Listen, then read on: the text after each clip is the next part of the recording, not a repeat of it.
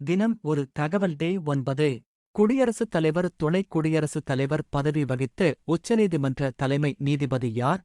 ஏ. M. Hidayatullah. B. Subbarao. C. P. N. Bhagavathi.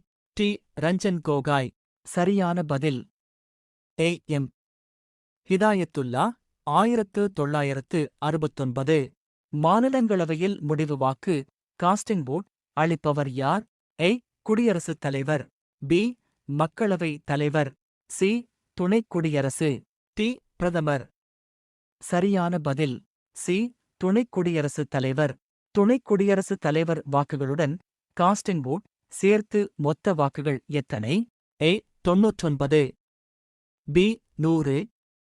C. 101. D. 102. சரியான பதில் B. 100. உங்களுக்கான கேள்வி.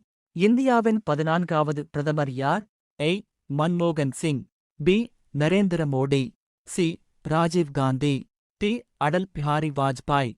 சரியான பதிலை கமெண்டில் கூறுக. இந்த மாதிரி தகவல்களுக்கு நம்ம சேனலை ஃபாலோ பண்ணுங்க, லைக் பண்ணுங்க.